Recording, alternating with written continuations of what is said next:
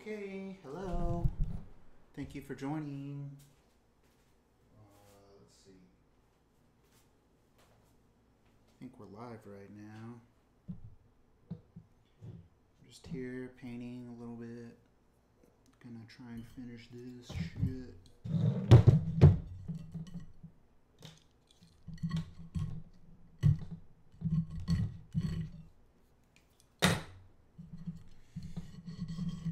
Ask me a question if you want to talk. Just say hi. I'm here.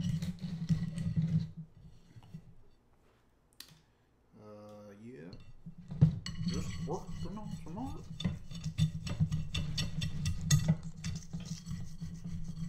Clearing this palette, aka my plate.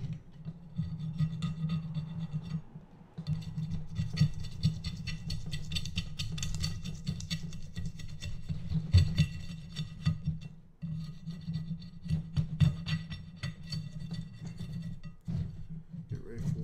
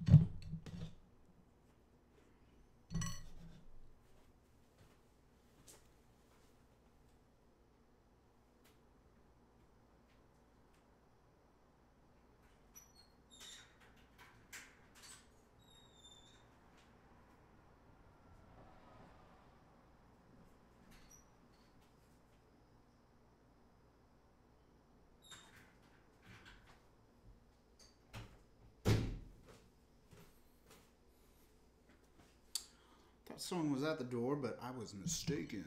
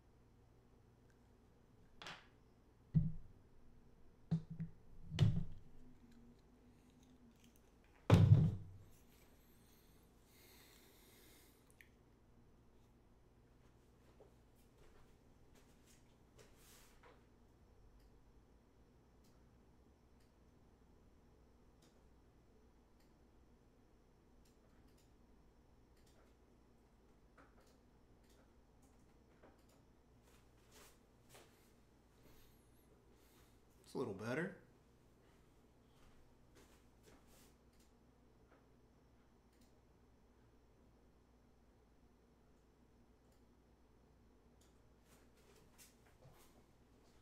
And that's even a little better.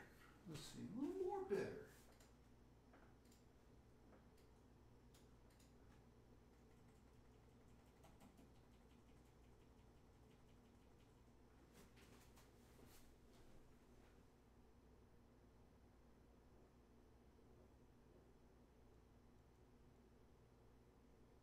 Yeah. All right. Now we're cooking with gas. That's right. Cooking with gas.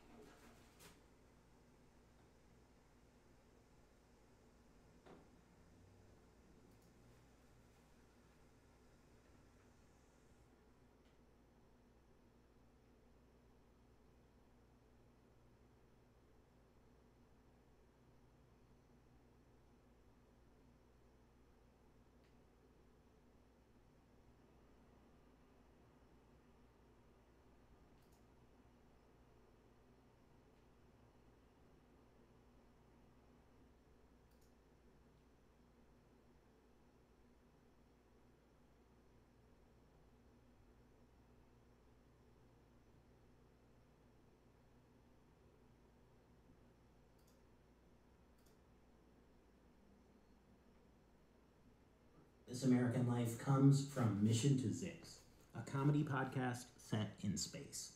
Join Ambassador Plek Dexeter and his crew as they attempt to establish diplomatic relations in the remote and frankly crappy Zix quadrant.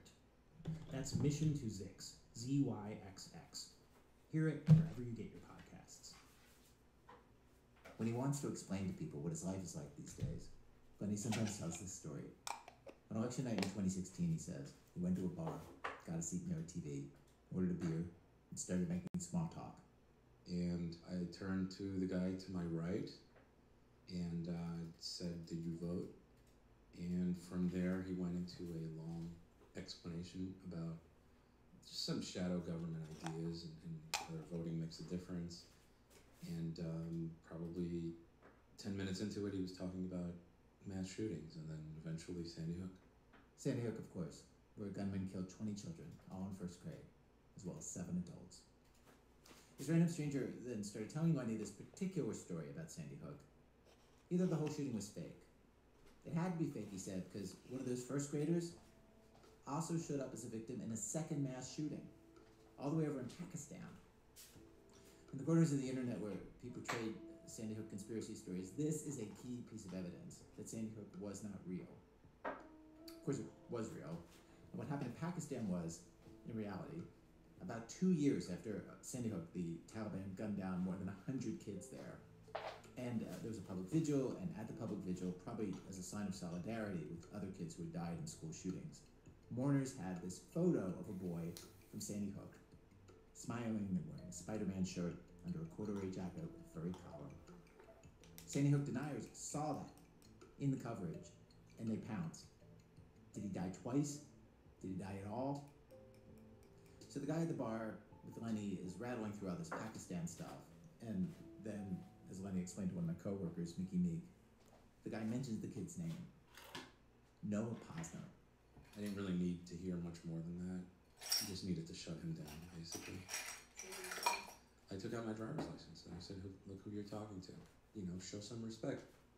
The boy in the photo was Lenny's son, Noah, who was 6 when he died. Does he connect it, or? Well, he connected it instantly, yeah. And he just became more agitated, very angered, went outside, maybe had a cigarette, came back, yelled at me some more. "Oh my God, how much did they pay you? Well, how can you do this?" Committed to his belief. I was the villain. People like this man at the bar pretty much redefined everything about the way Lenny lives his life. Where he lives, how he lives. He runs into these hoaxers in person and pretty much every day online. They think the government has paid him millions to play the part of a grieving dad. In their minds, Lenny is the sick one. Noah was never even his kid. And the person who has popularized these theories more than anybody is Alex Jones, who runs the website InfoWars, and who pushed these theories with his radio show and his YouTube videos. Alex Jones made his name right after 9/11, promoting the idea that 9/11 was an attack orchestrated by our own government. With Sandy Hook, Jones said many times that he did not believe the shooting was real. Sandy Hook is a synthetic, completely fake, with actors, in my view, manufactured. I couldn't believe it at first. I knew they had actors there, clearly, but I thought they killed some real kids. And it just shows how bold they are, that they clearly used actors. He's claimed that the government, Crazy some motherfucker. shadowy global forces, are the ones who hired these actors. He and the other hoaxers call them crisis actors. It's like this whole alternate world that exists right next to the real one that makes life miserable for parents like Lenny. But unlike most parents in that situation, Lenny decided to go all action hero on the hoaxers and on Alex Jones. Action hero, I will do what needs to get done to defend my family, damn the consequences. Lenny is resourceful, he's dogged, he does not give up. In this world that we live in of hoaxers and trolls, he has marked out a path that I think few of us would ever want to take. But it is kind of amazing to hear what it entails. Today on our show, we have Lenny's story, and then we have a story from writer John Ronson, where he also tries to untangle where this alternate hoaxer world ends and the real one begins. From WBZ Chicago, it's This American Life. I'm Ira Glass. Stay with us. Stay with us.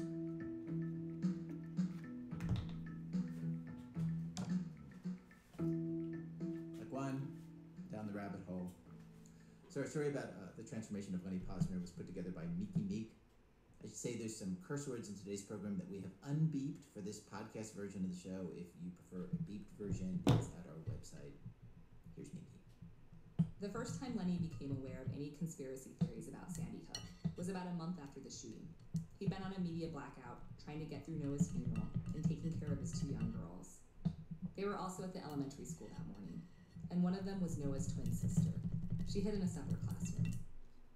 But one day, Lenny finally felt ready to go online. Read the news, Googled his son's name. InfoWars was coming up on search results. The forums. Yeah, and it's just completely disgusting. In just over 30 days, this whole world had been invented, and one of the central pieces of it involved Lenny's wife. InfoWars fans were dissecting this one interview she did on CNN. It was with Anderson Cooper, just days after Noah's funeral. What do you want people to know about Noah? He loved running and playing with his siblings, and he loved bubble baths and fireflies, and he loved eating the inside of Oreo cookies, and he played the video Gangnam Style ad nauseum. I understand he used to tell his siblings that he managed a taco factory. Yes, that he was going to split his time as an adult between managing a taco factory and being an astronaut. The comments online were gross and flimsy. Why did she sound sadder? Why would she put on lipstick if she was really grieving? And wasn't she too old to be the mom of a 6-year-old kid? They were convinced that something was up. How are you holding up?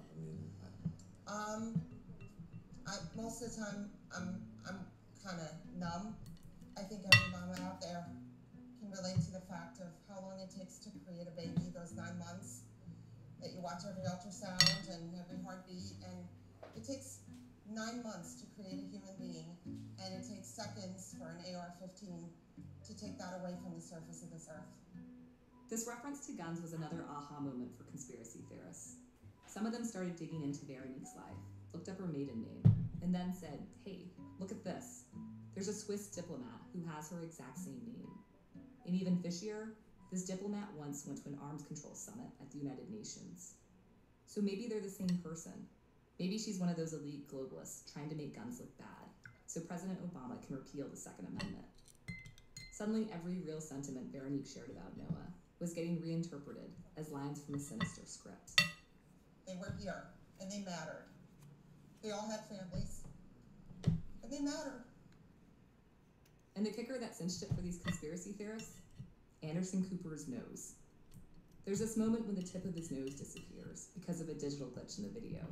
What CNN says was normal interference that happens with a live satellite feed. It's just a couple seconds, but hoaxers wouldn't let it go.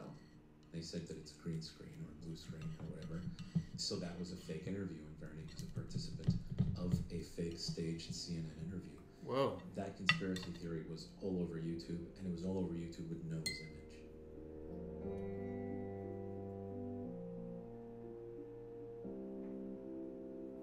Crazy I've talked ass to parents who YouTube. lost kids in other mass shootings, and they've all been blindsided by online harassment from conspiracy theorists. The crisis actor claim is so common now. These attacks usually start almost immediately after victims are ID'd in the media. And parents who go on TV and talk about gun control, like Veronique, they get it the worst. Sandy Hook is when this really took off. Families get stuck fending off all this crazy hate by themselves. There just aren't that many resources for them, because law enforcement still hasn't figured out how to deal with most cyber harassment, and the tech companies aren't much help. So most families just try to ignore the conspiracy theorists and hope they'll eventually go away. And that's what Lenny did for a while. His life was a wreck. But after about a year and a half, they were still at it, and he couldn't let it go anymore. I realized that grieving requires, a calmness and a silence. And all of this material was a distraction for me, and it was noise, and I needed to handle that noise so that I could have the silence and calm that I needed. There's this photo I love of Lenny with his arm wrapped around Noah. He's got a walrus mustache, and he's kneeling on a trampoline with a soft smile. It's spring, and Noah has all this big brown hair, fat cheeks. He's snuggling his whole body into Lenny's chest. Lenny's got tons of family photos like these, posted them in an online memorial he made for Noah right after he died. But Sandy Hook deniers downloaded them and repurposed them into cruel memes. Wrote fake across Noah's face. Took a picture of his headstone and photoshopped under his name, "Is not buried here." Photos of his daughters were circulating too. He couldn't just leave them out there on the web with the trolls. Lenny got consumed with thinking about how to take control of the situation, how to extract Noah and his family from all this. The internet didn't scare him. It was actually his comfort zone. He ran his own IT business. He was not the kind of guy who sat around and complained about how something didn't work. He was the guy who fixed stuff. So you need to find what the problem is, and then find, what your solution is, and then start getting closer to that solution step by step. Otherwise, the problem is overwhelming, and then you just want someone else to fix it for you. You have to track down where you can make a difference and get closer to being less broken. There was one other thing that made Lenny especially qualified to deal with the conspiracy theorists. He used to enjoy those theories himself. The classic fun ones: Bigfoot, Loch Ness, Area 51, NASA faking the moon landing. What's the fun of it? It's suspending your disbelief. It's like sitting down and watching a science fiction movie and then looking at the what if, and it's just fun, especially if there's no price to pay in your life and there's no cost to that way of thinking, then it's just a game. Sometimes he even listened to Alex Jones in his car. And in fact, just a month after the shootings, when Lenny first saw those things on Alex Jones's website, he tried to reach out. He found a general InfoWars email address and shot him off this message: "Alex, I'm very disappointed to see how many people are directing more anger at families that lost their children in Newtown, accusing us of being actors. Haven't we had our share of pain and suffering? I used to enjoy listening to your shows. Now I feel that your type of show created these hateful people, and they need to be reeled in!" Exclamation point. About an hour later, he heard back from Jones's staff. And they responded with, "We have not supported the crisis actor claim. We insist that it's a true event," and on. This wasn't true. Jones did spread the crisis actor theory. It was on his website at the time, and he started talking about it a lot. That CNN interview with Veronique, he talked about it all the time. Folks, we've got video of Anderson Cooper with clear blue screen out there. He's not there in the town square. We've got people clearly coming up and laughing and then doing the fake crying. We've clearly got people where it's actors playing different parts of different people. I've looked at it, and undoubtedly there's a cover-up, there's actors, they're manipulating, they've been caught lying, and they were pre-planning before it and rolled out with it. What Lenny wanted was a one-on-one conversation with Jones, but it didn't happen. There were a few emails after that asking me to prove that I'm really who I am and, sort of leading on to get me on the show. Lenny didn't want that. He's very private and very reserved, a behind-the-scenes kind of guy. He's careful when he talks. Things like, "No comment, that's off the record," or "Do I have to talk about my personal life?" That came up all the time during our interview. One of the ground rules he gave is that I had to run his quotes past him and his lawyer, because he's worried about his own safety if his words were misconstrued.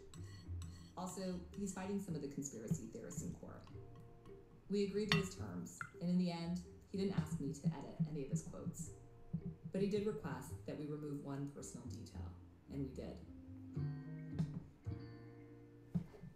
Now, a year and a half after he reached out to Alex Jones, he decided to try a new tactic. He'd go directly to Jones's followers and the other Sandy Hook conspiracy theorists. I think his approach was, "I'm going to make them see the light." This is Veronique. She and Lenny were separated when the shooting happened, but were still very much in each other's lives. They decided to start releasing documents about Noah. Report cards, school photos. He even disclosed Noah's death certificate, which was a difficult decision that we made. But figured after a while, of providing this hard copy, convincing evidence, that reason would prevail, and they would say, "Oh, okay, yeah, you've made your point, I'm going to come around." Lenny also decided he'd answer anyone's questions. He wanted to join this notorious Facebook group called Sandy Hook Hoax. It's where a lot of the deniers were congregating and sharing theories. The cover photo on their page looked like it came straight out of a horror movie. A corpse-like girl with a keep quiet finger in front of her mouth. The administrator of the Facebook group immediately let him in. "Do you identify yourself as I am a father?" Or do you just... They knew who I was instantly, yeah. To me, it seems so crazy to even go there. Like, this doesn't exactly sound like a group of people who'd want to listen to you. People who are conspiracy minded see these tragedies unfold on the internet or on television. They still feel separate from these events. And I considered that bridging that gap could be an important step. So I can add a human element to this. That's right. That's right. And so here I am. I'm the person. And so let's see what happens. The questions started pouring in. Why weren't these children rushed to hospitals? Why wasn't anything done? Why aren't you suing, the EMTs, or why aren't you doing this? Why wasn't a rescue helicopter called from Hartford? And I started to recognize some of the patterns that were there. They were the people you'd expect in a conspiracy group. Anti-gun control people, anti-government people, but also parents. They were young parents with small children, and they just couldn't wrap their minds around the reality that, that an adult can look at children in their eyes and pump bullets into their head. But they just can't deal with that.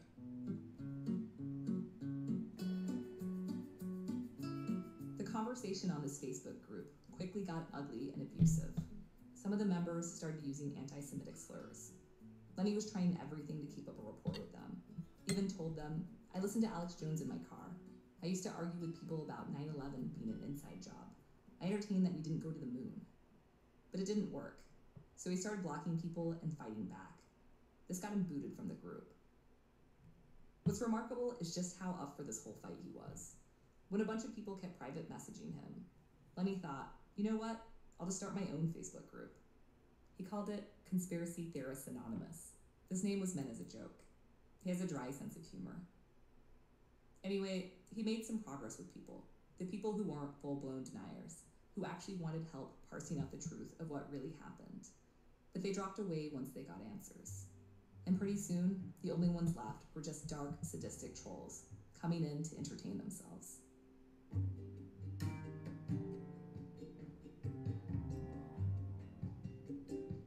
One of Lenny's worst trolls was a guy named Wolfgang Halbig. That's his real name, by the way. He's a retired school security expert in Florida, who's probably the #1 Newtown hoaxer in the world. This guy travels to Newtown, appeared as an expert on Alex Jones's show. He's even called for Newtown parents to exhume the bodies of their children to prove that they're dead. Halbig ordered a background check on Lenny, then sent it out in an email to lots of people. It was almost 100 pages, listing everything from his social security number and phone number to almost every address he'd ever lived at, with photos. Names of his relatives were included too. The online harassment had become so intense that Lenny and Veronique and their 2 girls went into hiding. They moved into separate high-security gated communities. But Lenny's address kept getting exposed, and hoaxers started posting videos of where he lived. One apartment that I had moved into, I'd only lived there, I think, for a month, and I got a call from a particular hoaxer who happens to be in prison now for attempted murder. And he called me up and was acting like a smartass, and then read me my social security number, and then read me my address where I had just moved into. And I said, well, you know what, I don't like this apartment that much anyway. And I moved shortly after that. To try and throw the hoaxers off, Lenny started putting utility bills in different names and got multiple P.O. boxes all over the place. All this forced Lenny into a new battle strategy. If they were going to expose him, he'd do the same to them. He wrote newspaper op-eds, calling out Halbig and the others by name. And when these hoaxers posted his new addresses online, he did the same to them. He also made it so that if you Googled their names, the first thing anyone would see was all the Sandy Hook garbage they'd created. And Lenny, being Lenny, decided to write a biography about Wolfgang Halbig's life called The Hoax of a Lifetime. He released it as an ebook. Lenny became the one who knocks. He calls this troll wrestling. It's like trolling the trolls. He gets both energized and sheepish when talking about it. He insists sometimes the only way to fight hardcore hoaxers is to turn the tables on them. And it worked on some of them, freaked them out.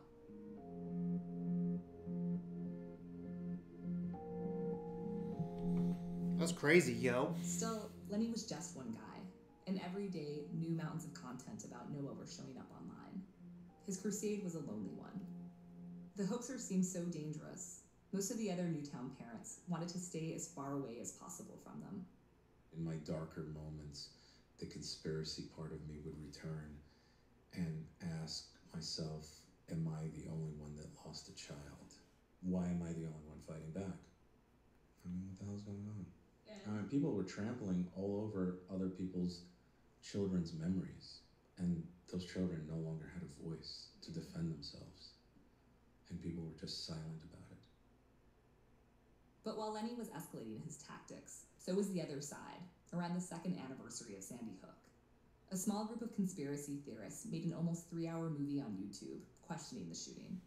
They described themselves as independent journalists and researchers, but their backgrounds were totally random. They included a magician, the owner of a moving company, a guy who'd been arrested for stabbing someone 5 times, and a stay-at-home dad. I just had an idea that I wanted to be an underground filmmaker myself. This is Doug McGuire. He says he met this group online on YouTube and got brought in at the end to help polish the movie. It felt exciting. At the time, Doug was a struggling filmmaker in Los Angeles, occasionally did some stunt work. He got into conspiracy theories the way lots of people do, watching them on YouTube. Like Lenny, he loved the ones about Bigfoot and UFOs, but then he went to look up news about Sandy Hook, and YouTube's recommendation system started suggesting hoax videos. He didn't believe the theory that the kids were actors. He thought children died, but he felt pretty sure there was some other kind of cover-up going on, maybe one with the mafia. And where did you get that information? Like, where did you come up with this idea of a mob? Like, had you read this somewhere? No, it was, because I make movies, so I think I have an active imagination. I'm confused. Like, what was your thinking? A family had done someone wrong, like let's say the movie Goodfellas, okay? Henry Hill is hiding out in a little village. His kids. He also mentioned Kindergarten Cop. When they released their film, they uploaded it to a bunch of different accounts on places like YouTube, Vimeo, and Dailymotion. Pretty soon, it was showing up everywhere. To combat this, Lenny had to change tactics one final time. No more talking to hoaxers one-on-one. Now the thing he'd focus on was content removal, scrubbing their stuff off the internet. He decided he was going to get every single copy of the movie taken down, which wasn't going to be easy. He couldn't just write into YouTube and say, hey, this video is full of lies. That wasn't going to be enough. The internet is full of lies. He needed something else, and he realized he had it. These conspiracy theorists had used photos and videos of him and Noah and Veronique. Those were his property, making this movie a copyright violation. The stolen images were now a useful weapon. Lenny tracked down every place where this video was posted, and you've probably seen this. There's a little button you can click on to report stuff. So that's what he did, for hours, every day. And success, sort of. The hoaxers kept reposting and moving the video onto other sites. The crazies are not running the asylum. It's the platforms who are allowing this to go on. So that solidifies it for me that we have to just remove all of this garbage, and that's all we need to do. But this, of course, pissed off a lot of hoaxers. We don't know what's going on. We just know it doesn't look right. Alex Jones. He was stumped. Lenny had successfully forced the InfoWars site to remove pictures of Noah using copyright. So frustrating. This is amazing. The claimant is Lenny Posner. They think because they can hold out some little kids and say, we're shutting people's websites down because they're belittling the memory of these children. No, we're not. But even if we were, you couldn't violate our First Amendment because that's what it's there for. And if you take our rights, you take everybody's rights. Then Jones put one of the guys who worked on the movie on the air. His name is Brian. He's from Alabama. What do you think of us being censored? What's been happening to you? I can tell you lots about Lenny. This man is something that you've never seen before. He's got a group of trolls, and if they're trying to shut us down when we're just investigating it and looking at all sides, it must be horrible for folks out there that vehemently think this is staged. So just specifically, what have you gone through? They're just fucking bored, man. Put up a video showing that he has put up a copyright strike against me without him copywriting striking that. These people are vile. And Laney, if you're listening, your day is coming, my friend. It is coming. Wow. This sounds like a war's going on. I think they made a major mistake involving us. Oh, I totally agree. They don't know what they bit off. Go after them, Alex. this video on YouTube, Jones showed his fans. He had millions of them. Lenny's email, the city he lived in, and the address he picked up as mail.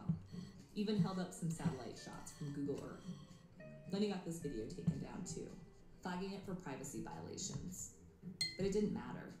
The hoaxers had taken on a mob mentality, pursuing and harassing Lenny. This is an InfoWars fan named Lucy Richards, who left multiple death threats on Lenny's phone. Did you hide your imaginary son in the attic? Are you still fucking him? You fucking Jew bastard? You're gonna die. You're gonna rot in hell. Death is coming to you real soon, and there's nothing you can do about it. So you're just going to have to take it. Okay? Jew bastard, look behind you. Death is coming to you real soon. She said, "Look behind you. Death is coming to you real soon." Lenny was already living in hiding. He'd moved multiple times by then, because hoaxers kept tracking down his address. But now the chances that a hoaxer might show up at his door and kill him suddenly felt much higher. His kids were living with him half the week, and he worried about them. At the same time, he didn't consider stopping. He didn't think it would make them safer. That's one of the misconceptions that exist, that people think that I am only targeted because of challenging the content, and that's not the case. I took the action because I was being targeted. So if my address is published all over the internet, my photo is published all over the internet, and my living children's photos are published online, that's existed before I did anything. I didn't cause the targeting. It was already there. I was minimizing the targeting. He posted receipts for firearms. I'd asked if he actually bought them, and he wouldn't give me an answer.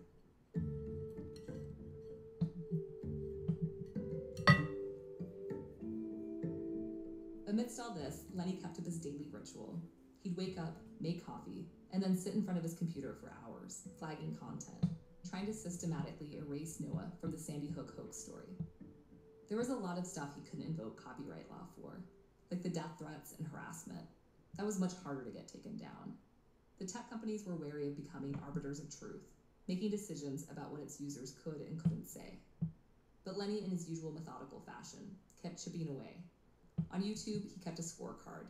Once he nailed someone with 3 copyright strikes, YouTube would remove their accounts. He killed thousands of videos this way. The hoaxers called this getting Posnered. He'd become a hashtag. Then he and Veronique helped get a professor in Florida named James Tracy fired. This guy had harassed them for years and kept using Noah's image to promote his conspiracy theories. He's also the one who helped popularize the conspiracy term crisis actor on his blog right after the shooting. And that woman who was leaving death threats, Lucy Richards, Lenny reported her to the police, and they arrested her. She was sentenced to 5 months in jail. The judge rebuked her for going after Lenny, saying, quote, "This is a reality, and there is no fiction. There are no alternative facts." He barred her from InfoWars and other conspiracy websites as one of the conditions of her parole.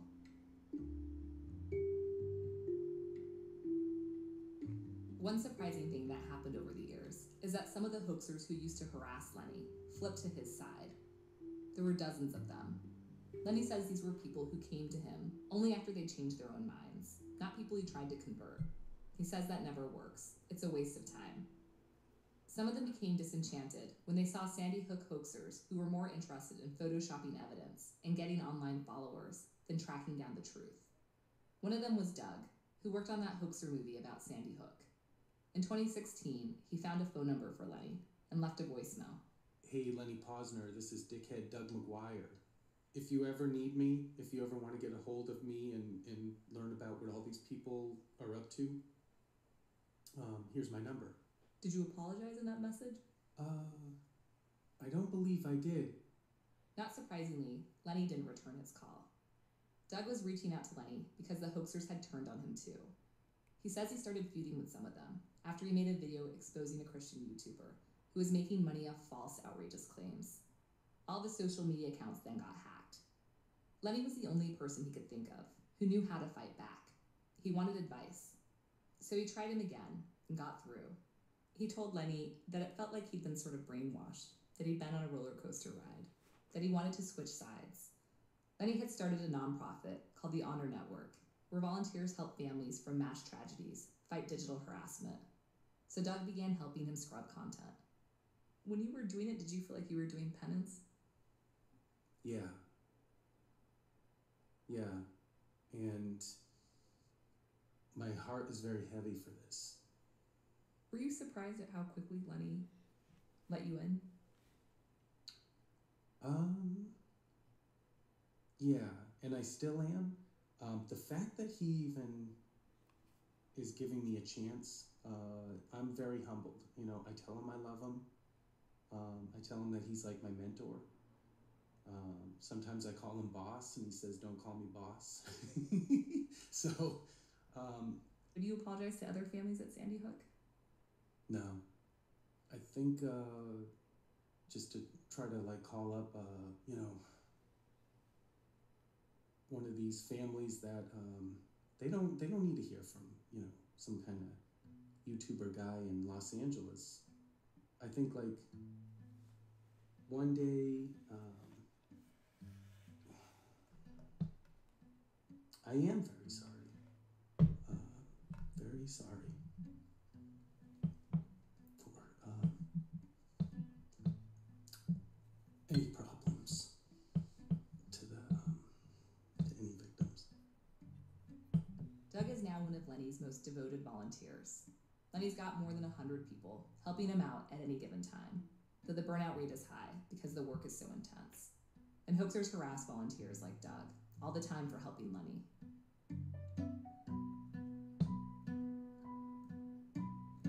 When Lenny Googles Noah's name now, he no longer gets page after page of hoaxer content.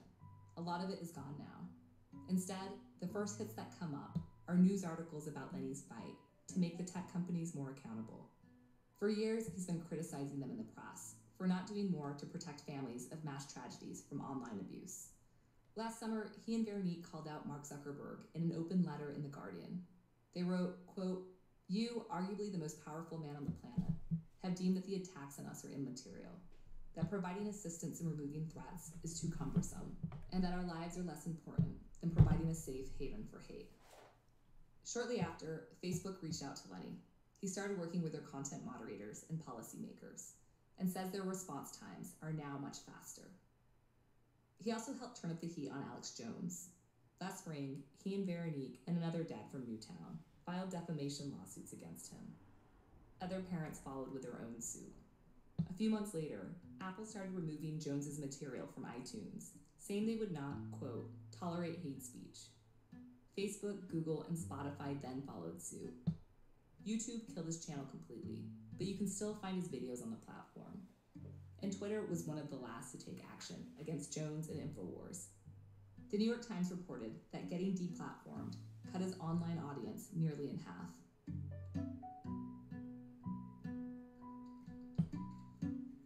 I met up with Lenny at his place recently. He lives in a gated, high-security residence. He was filing copyright and harassment reports to places like Instagram, Pinterest, Reddit, Vimeo, and Twitter. He says Twitter is his biggest headache right now. There's content about Noah he still can't get down, and he gets personally attacked there all the time. Do you feel like you jumped in this rabbit hole that is never going to end?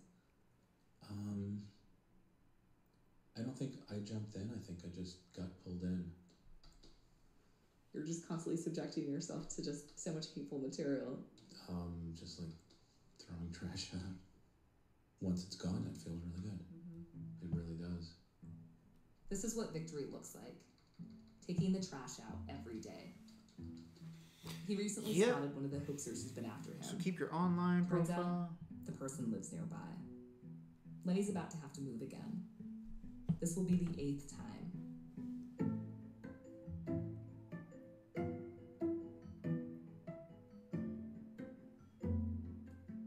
Nikki Meek is one of the producers of our show. Coming up, how Coming Alex up. Jones became Alex Jones, or not. That's in a minute from Chicago Public Radio when our program continues. Support for This American Life comes from Mission to Zix, a comedy podcast set in space. Join Ambassador Plek Dexeter and his crew as they explore the remote and janky Zix quadrant.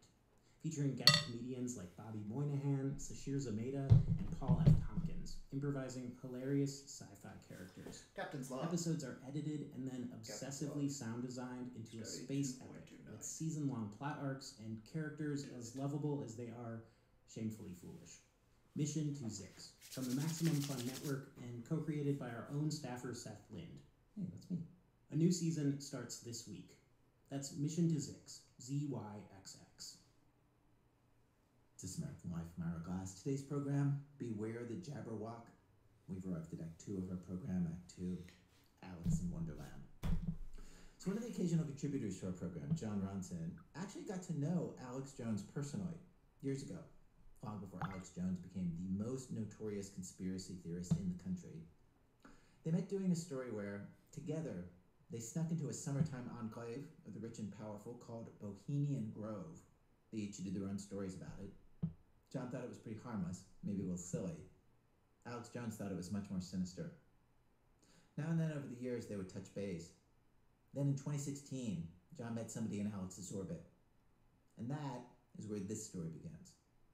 The man's name was Josh Owens, and in October 2016, he started sending me cryptic texts about his boss. Like, a lot of times I'm conflicted with what I'm seeing.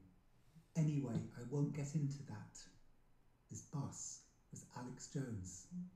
Josh worked for him as a cameraman and a field producer.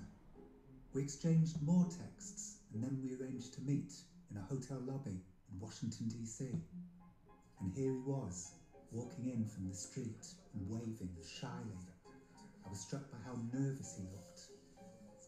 He had travelled here to tell me secrets about Alex, and the reason he chose me was because I have known Alex Jones for so long. When I first met and wrote about him 20 years ago, he broadcast InfoWars down an ISDN line from the child's bedroom in his house, which was covered in choo-choo train wallpaper. Back then, the whole operation was him, his producer Mike, and his webmaster, executive producer girlfriend, Kelly, also known as Violet. Well, Alex, at 26 years old, is now syndicated to over 40 commercial markets, so he's huge. Not to mention that he's on shortwave and the internet. He's been #1 on AOL, numerous times. Alex is a sensation because he's young, he's vibrant, and so many people are getting involved with this movement through what Alex does. This is tape I recorded back in 1999. Violet would eventually become Alex's wife, and then, years later, his ex-wife, in an extremely acrimonious divorce and custody battle, during which Alex would at one point stare at her from the dock and tell the court she doesn't have any good qualities. You're beautiful, my love. Isn't my girlfriend Violet Nichols beautiful, smart? Look at her. Look at her. She is just incredibly smart. That's the webmaster of Infowars.com. I followed Alex around for weeks that year. He was different back then, an eccentric, fledgling conspiracy broadcaster. I can't remember him attacking anyone but the powerful in those days. He wasn't going after victims of school shootings as crisis actors. He didn't assert, as he did in 2017, that the yogurt maker Chobani was, quote, importing migrant rapists who were spreading tuberculosis. He later apologised to Chobani in the face of a lawsuit. He has money now, a workforce of something like 40 employees, and a fan in President Trump, who has repeated a bunch of theories championed by Alex. That Barack Obama is a Muslim who wears a ring with an Arabic inscription, that Ted Cruz's father was linked to the JFK assassination, that Obama and Hillary co-founded ISIS. Alex is playing a role in propagating the misinformation and confusion that's permeating America. With Hillary, she is an abject, psychopathic demon from hell that as soon as she gets into power is going to try to destroy the planet. Folks, let me just tell you something. There are dozens of videos and photos of Obama having flies land on him indoors at all times of year, and he'll be next to 100 people and no one has flies on him. Hillary, reportedly, I was told people around her, they think she's demon-possessed, okay? You can't wash that evil off, man. Told there's a rotten smell around Hillary. I'm not kidding. People say Obama and Hillary both smell like sulfur. They smell like hell. Anyway, back to my meeting with Josh. I was a big listener of the show. He said working for Alex had been his dream job. He'd actually won an online reporter contest 4 years earlier to work for InfoWars. He was a young and angry Alex Jones fan back then, committed to exposing the shadowy elites. But now he was disillusioned because Alex had changed. And a final straw was the Muslims. Alex had lately been broadcasting untrue stories about American Muslims running secret terrorist training camps in the Catskill Mountains of New York and cheering the 9/11 attacks. Here he is talking to then candidate Donald Trump. You are vindicated on the radical Muslims celebrating, not just in New Jersey, but New York, Palestine, all over. What do you have to say? They're still attacking you. Well, I took a lot of heat, and I was very strong on it. And I just want to finish by saying your reputation's amazing. I will not let you down. And so Josh had found himself intimately involved in the business of demonising Muslims. This wasn't why he'd signed up. These weren't powerful elites. They were regular people. Recently, Josh boarded a plane and sat next to a Muslim family. The little girl was laughing, her face pressed to the window. Josh looked at her and he hated himself, and soon after, he began texting me.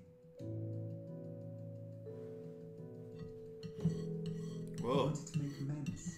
He said he knew he should quit working for Alex, but it was hard. Alex paid him well, and although he had seen Alex scream at people in the office and punch cabinets and rip down blinds, he'd only ever been nice to Josh. As we continued to talk, I realised that Josh hadn't come to tell me any specific secrets about Alex. He just wanted to vent his frustrations to somebody else who'd known him a long time. But then he said, "Oh, here's a story." The thing Josh told me then would, if true, totally rewrite the story of how Alex Jones became Alex Jones. First, you should know that Alex is a kind of origin story about what got him obsessed with rooting out conspiracies. He's told it a few times, to the Rolling Stone journalist Alexander Zaitchik, and during monologues on his show. When I was like 16 years old, and I'd be at parties, in would come a sheriff's department car, and they'd come in and sell bags of drugs to people. This took place in the Dallas suburb of Rockwall, where Alex grew up. And I went to school when they were having an auditorium meeting about drug testing and stuff. They had cops up there that I knew were drug dealers. And I stood up and I said, "I was at a pool party. He was selling cocaine and ecstasy last week." They took me in an office, ran my head in the wall, told me, "We're going to kill you if you don't shut up." They said, "You're going to move out of this town right now." Before he moved down here to Austin because of it. Police corruption in Rockwall had opened Alex's eyes to the existence of powerful cabals, and exposing them would become his calling, and it all began at that school assembly. So that's Alex's origin story. But according to Josh, it wasn't true. The true story, he said, was much more revealing, and it was also a big secret. Josh said, "Okay, I've heard this story a couple of times from childhood friends and family members. Very few people in the office know it, but when Jones was a teenager, he was a bully. No one liked him because he was a bully. Duh. There was a group of kids that felt unsafe around him until they came up with a plan to trick him. They invited him out to a party in a barn. It was a trap, Josh said. They beat him within an inch of his life. That's why his family moved to Austin. His whole family uprooted him and moved into a completely different city because of this crazy thing that happened to him." Josh said having those guys conspire against Alex by luring him to that party was the real reason he got obsessed with conspiracies. He had been the victim of one. Josh and I parted soon after that. I walked around replaying our conversation and wondering if I should look into it further. There were now two Alex Jones origin stories. In Alex's version, he was a brave figure forced out of town for standing up to corrupt authority. But in Josh's, he was an outcast, run out of town by fellow high school kids. Had Alex still been the fringy Alex of the 90s, I would have left his childhood alone. But he had become an influential figure, spreading chaos. And according to Josh, being ambushed at that party was the moment that shaped him, that made him who he was. And so I dug around some more.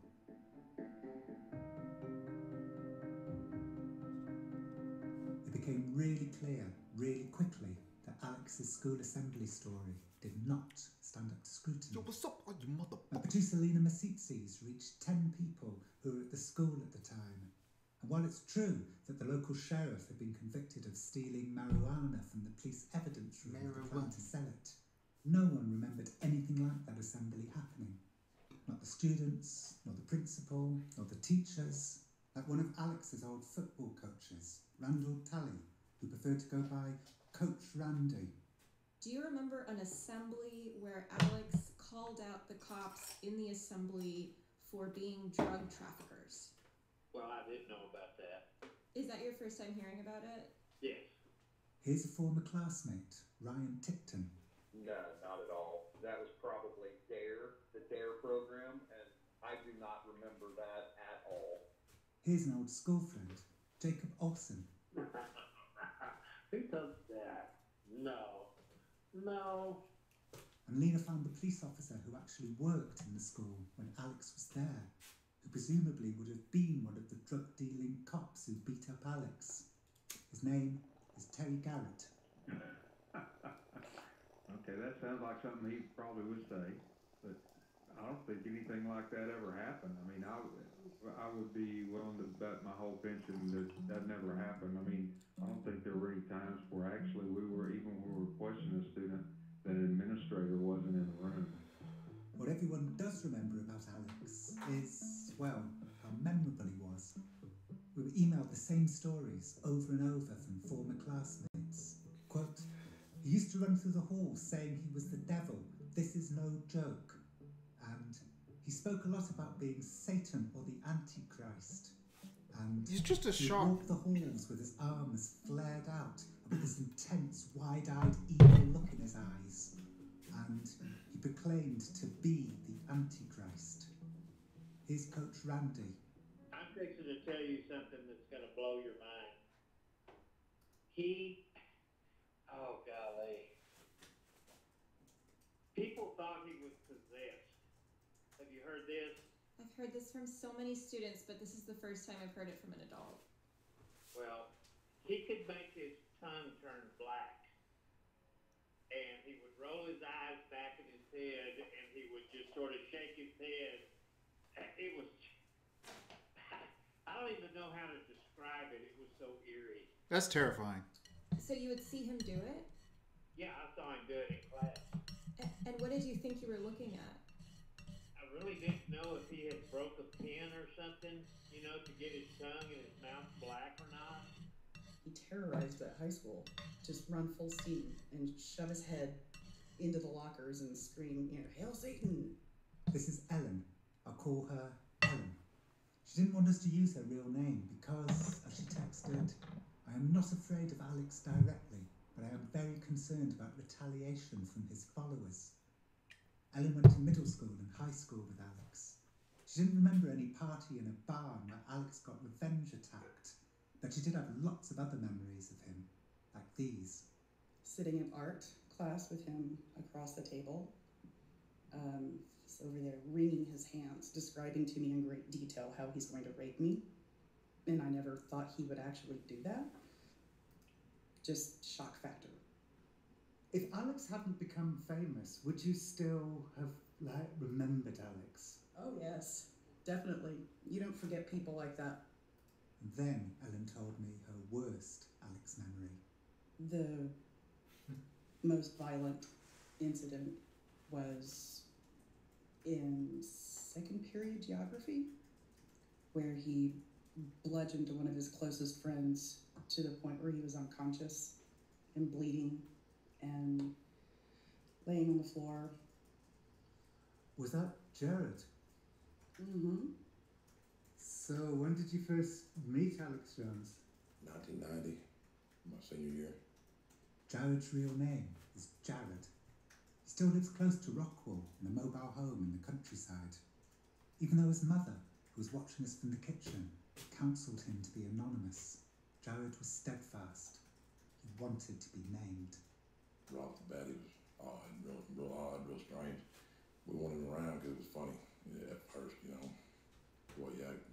But it got worse and worse, and finally, man, we just didn't want to hang out with him at all. Jared was bewildered that a journalist had contacted him. Nobody had asked him about the day Alex beat him unconscious since high school. It was an argument over a girl. I said, dude, you just go home. He came in behind me and pretty much just ran into the wall and caused me to fall off balance. And it dazed me. I bird vision. I could see him, but he picked me up and I just went over and hit first and knocked me out immediately and started, my body went in convulsion. I started flipping all over the ground. And he just kept stomping on my head and kicking me in the head and kicking me in the ear. And blood came out of my ears, my nose, and everything. He was just trying to kill me, point blank. What other excuse is there, Yeah, I got 7 fractures to the skull and concussion. I lost 20% here in my right ear. I live with headache pretty much all the time. I get pretty bad headaches. Jared said the parents took over after that. Alex's father, a dentist, offered to pay Jared's medical bills, including a $10,000 neurologist's bill. But there was a condition. Y'all just don't jump on Alex, just leave him alone. I'll pay all the bills, so I just left him alone. Jared said Alex's father also gave Jared's parents a book about why it's wrong for people to sue people. Lots of people remember Alex beating Jared up. His coach Randy, who broke up the fight. Oh, golly. Alex had him upside down. Do you know what a pile driver is? No, what is it? You literally have the person with his feet up in the air and his head down between your legs, and you just drop to the ground, and the first thing that hits is your butt and his head at the same time. Holy shit. Yeah, holy shit. Wait, what did he say? Hold on, I gotta reverse there. Doggo Public Radio, when our program continues. Support for This American Life comes from Mission to Zix, a comedy podcast set in space. Join Ambassador Plek Dexeter and his crew as they explore the remote and janky Zix Quadrant. Featuring guest comedians like Bobby Moynihan, Sashir Zameda, and Paul F. Tompkins, improvising hilarious sci-fi characters. Episodes are edited and then obsessively sound designed into a space epic with season-long plot arcs and characters as lovable as they are shamefully foolish. Mission to Zix, from the Maximum Fun Network and co-created by our own staffer Seth Lind. Hey, that's me. A new season starts this week. That's Mission to Zix, ZYX. Wait, so I gotta pause it. Glass. Today's program, beware the jabber.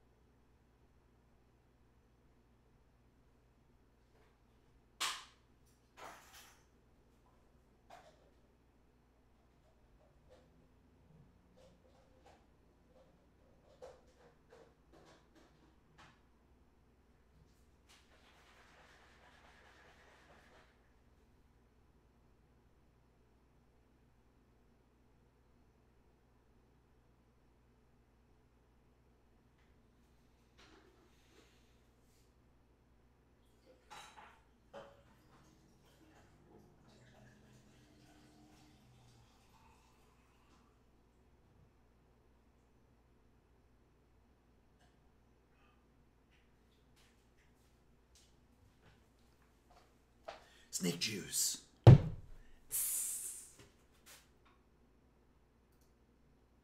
We've arrived at Act 2 of our program, Act 2, Alice in Wonderland. So one of the occasional contributors to our program, John Ronson, actually got to know Alex Jones personally years ago, long before Alex Jones became the most notorious conspiracy theorist in the country. They met doing a story where, together, they snuck into a summertime enclave of the rich and powerful called Bohemian Grove. They each did their own stories about it. John thought it was pretty harmless, maybe a little silly. Alex Jones thought it was much more sinister. And over the years, they would touch base. Then in 2016, John met somebody in Alex's orbit. And that is where this story begins. The man's name was Josh Owens, and in October 2016 he started sending me cryptic texts about his boss. Like, a lot of times I'm conflicted with what I'm seeing. Anyway, I won't get into that. His boss was Alex Jones. Josh worked for him as a cameraman and a field producer. We exchanged more texts, and then we arranged to meet in a hotel lobby in Washington, D.C. The student, the administrator wasn't in the room. After that, Alex's father, a dentist, offered to pay Jared's medical bills, including a $10,000 neurologist's bill. But there was a condition. Y'all just don't jump on Alex, just leave him alone. I'll pay all the bills, so I just left him alone. Jared said Alex's father also gave Jared's parents a book about why it's wrong for people to sue people. Lots of people remember Alex beating Jared up. His coach Randy, who broke up the fight. Oh, golly. Alex had him upside down. Do you know what a pile driver is? No, what is it? You literally have the person with his feet up in the air and his head down between your legs, and you just drop to the ground, and the first thing that hits is your butt and his head at the same time. Holy shit. Yeah, holy shit.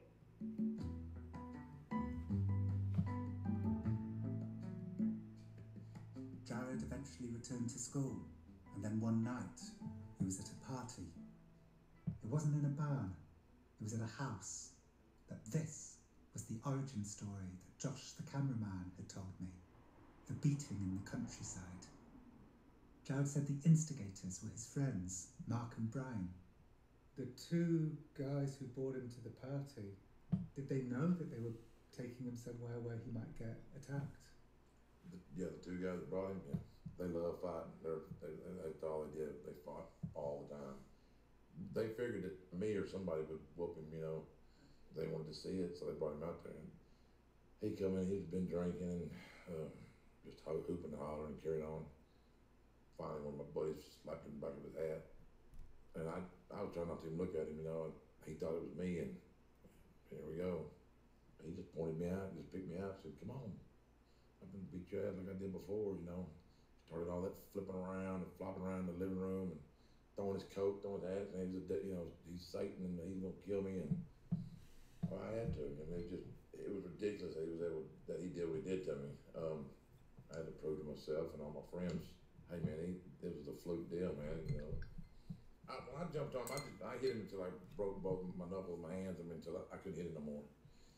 I just reached over and grabbed this rake, the wooden handle, steel rake with wooden handle, and I just threw it and hit him in the back of the head with it, and it knocked him down. And when he come back up running, that's when he ran into my buddy, and that was a mistake. My buddy grabbed him by the ear and planted his knee in his face, and he just took off running. And I think 2 or 3 weeks later they moved. So they moved because of this fight? Because the Rolling Stone article said that he had uncovered some corruption in the Rockwall police force, and that's why they moved. Yeah, no, there's definitely nothing like that. He couldn't go nowhere anymore. Nowhere to go. Nobody to hang out with. Nobody couldn't stomach him. So he knew there was nothing left there in Rockwall. So Josh the cameraman's story had turned out to be sort of right, but he was wrong about a couple of things. It wasn't a barn, it was a house. But more importantly, the way Josh told it, the fight was the thing that had made Alex a conspiracy theorist. But Jared said no, that's not true. He said Alex always had his theories, even before then. Yeah, he had something to say about the principal and the teachers and the school cop and everybody's, doing all this. If we were at the pool hall, it was the guy that owned the pool hall, and he done called the DEA, and they were setting the deal up. Weird, man. Everybody's like, what?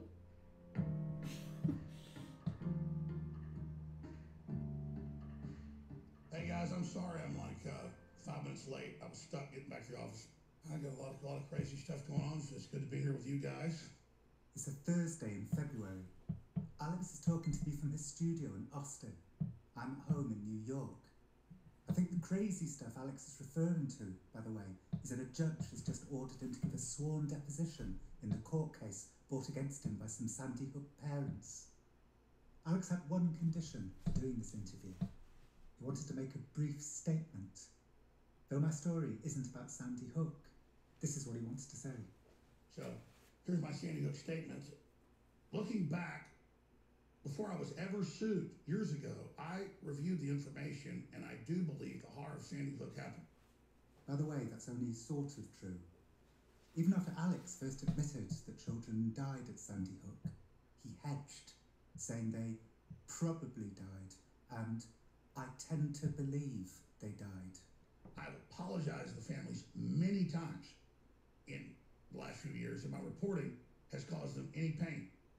These apologies are contentious, because he's apologized, but then continued to cast doubt on the shootings. I never said that anyone should harass the victims' families, and I asked the media to please stop saying that I have said that. As best as we can tell, Alex never directly instructed his fans to harass the families. But on his broadcasts, he repeatedly talked about Lenny Posner's ex-wife and son, and he gave Posner's mailing address and showed Google Earth shots of the building and said he would probably have to go there himself. I ask anyone else who is going to harass the families to stop. What happened at Sandy Hook and similar events is a tragedy that needs to be recognized. It's time for us to come together as Americans and as humans and defend the lives of children and other defenseless individuals, period. Alex declined to answer follow-up questions about Sandy Hook. I got to the business at hand. Okay, so there's a guy in Rockwall called Jared, but I think you knew him maybe as Bubba. Oh, I remember Bubba, who was a senior, and I was like a freshman, coming and getting me out of class, and he was like a hall monitor, so he could do it, and then he attacked me in the hall, so I defended myself, and I'm sad that he got put in a coma, but that's just what happened. I never talked about this stuff, and I'm not particularly proud of it, but I always defended myself. I never started fights. This is different to Jared's version, by the way. In Jared's account, Alex started the fight. Also, Jared said he wasn't in a coma, but he was hospitalised for multiple skull fractures. Jared said that he thought that you were trying to kill him. Well, when a 250-pound, he would be a self-described redneck, and you weigh 160 pounds, starts attacking you, you defend yourself. So the way it works in America is, when someone physically attacks you, and you defend yourself, you're not the bad guy. By the way, Alex does confirm parts of Jared's story. He remembers his father paying the medical bills, though he doesn't recall a book about why it's wrong for people to sue people. I felt real bad. My dad went visiting at the hospital. I mean, we weren't happy about it. And, I mean, that's the story you've got? What about the time, I mean, you didn't hear about the time, like, 20 people attacked me? Well, the other story I heard was you were at a party and some of Jared's friends attacked you. Is that the story that you mean? And no, that never happened. So what supposedly happened with that? The story I heard is this. It all started with Jared, with the geography, and then you were at a party, and some of Jared... I told Alex everything Jared had said about the ambush. And that's why you left town, was because of that party. That's the story that I heard. Total complete horse crap. Total Shakespearean fiction. So what happened is, I wasn't that big of a guy, and everybody would start fights with me.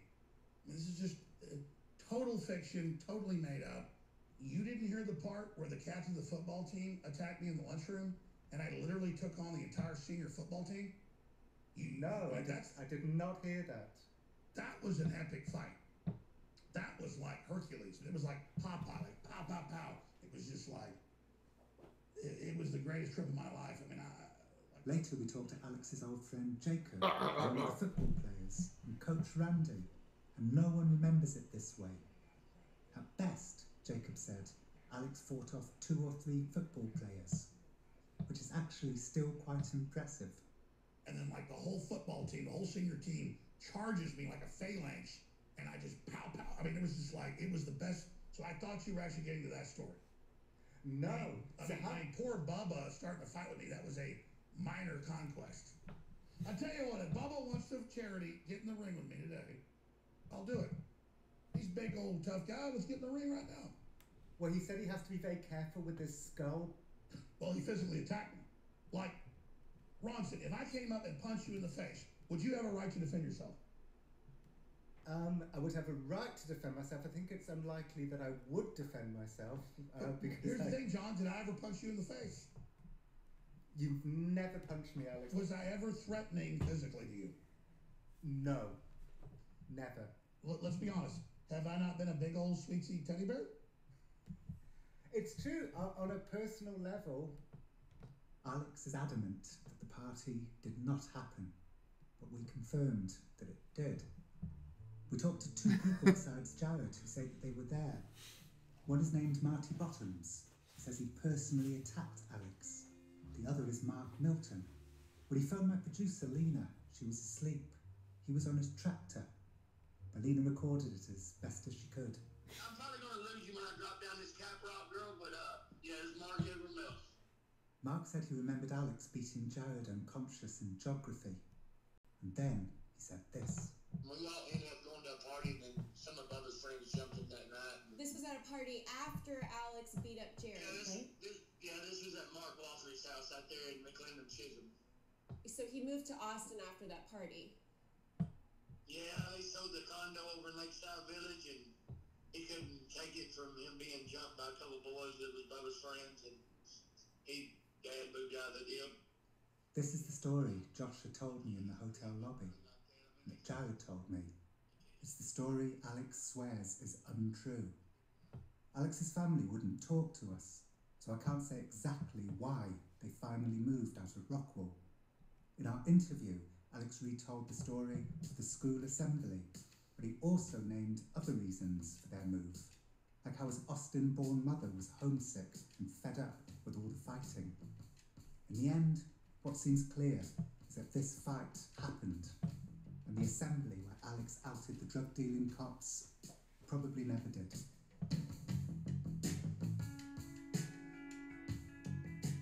If I had to guess, I would say that Alex has replaced a true story where he's humiliated at a party with a different story where he's a hero standing up to corrupt cops and getting beaten up for his bravery. In a way, it's the same story as the one where the whole football team came at him in a phalanx. It's the character he plays on InfoWars, the beleaguered hero attacked from all sides, bloodied but undaunted and emerging the victor. It's like stories little kids tell about themselves. Yep. Hit it right on the nose. Alex What a crazy disputes most of the motherfucker. good things that people told me about him. He says he did not pretend to be the Antichrist in high school. He says he didn't roll his eyes back in his head or dye his tongue black. He says he never told a classmate how he would like to rape her. He calls all of that insane garbage. He says he doesn't punch cabinets or rip down blinds in the office.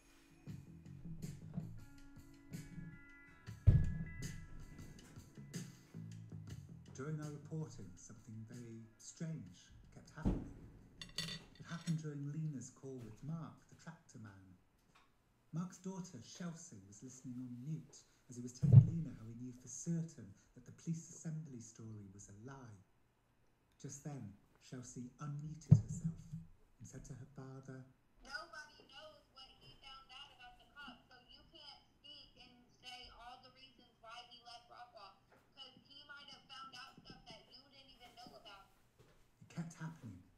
All these people who knew for sure that Alex had been a liar back in Rockwell, A lot of them believe that what he says on InfoWars might be true. They have a reverence for him, like Coach Randy. I agree with so many things what he says. A lot of people just think it. Alex goes ahead and says it. But not Jared. Actually, Jared had somehow gone through life not realising that Alex was a radio host. And when I brought it up, it was awkward. And you know who's a fan of his now? Donald Trump. Is he? Yeah. Donald Trump's been on his show. He talks about what a great reputation Alex has. I could tell that Jared didn't want to hear that President Trump was an fan. He gave me a look to say, "Are you fake news?" With the media and stuff like this, I don't know. I mean, I don't know what. I don't know. I don't know if I believe that or not. You know. He likes them. They like each other. Yeah. It's like all of that craziness that happened at Rockwell High School. Alex making stuff up, and now Donald Trump's a fan.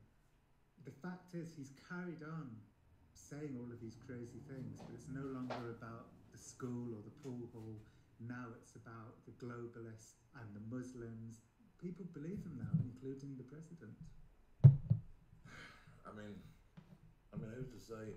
I mean, some of the stuff he says could be true. It could be. I mean,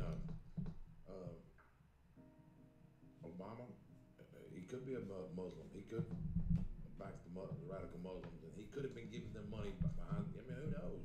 We don't know. I mean, we hear what they want us to hear, and we see what they want us to see. I mean, anything could be anything. Jared, more than anyone, might have understood that Alex doesn't always tell the truth. But no. This is Alex's legacy, the chaos he sows in the world, the feeling that nothing can be known for sure.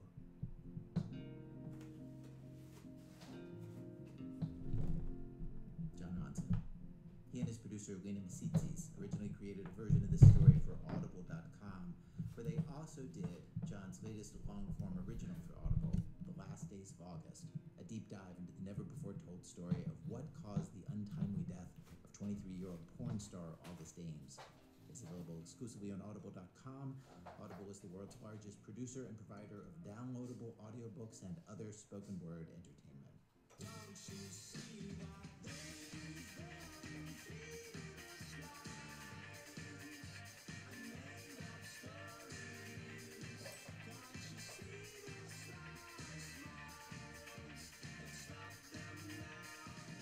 Our program was produced today by Dana Chivas. The people who put our show together today includes Ben Calhoun, Sean Cola, Vivi de Kornfeld, Damian Grave, Michelle Harris, Monique Stowe Nelson, Catherine Raimondo, Ben Phelan, Nadia Raymond, Robin Semyon, Lily Sullivan, Christopher Sotala, Matt Tony, Julie Whitaker, and Diane Liu. Our managing editor is David Kestenbaum.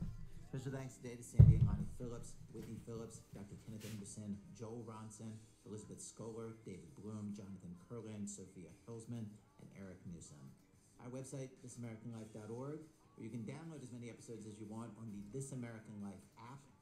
This American Life is delivered to public radio stations by PRX, the Public Radio Exchange.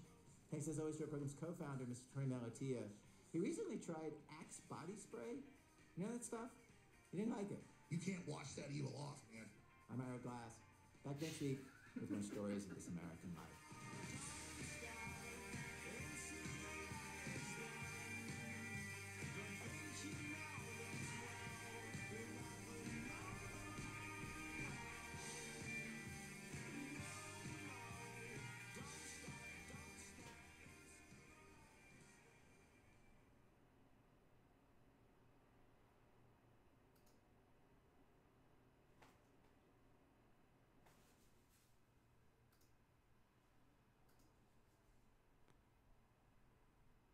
Support for This American Life comes from Airtable.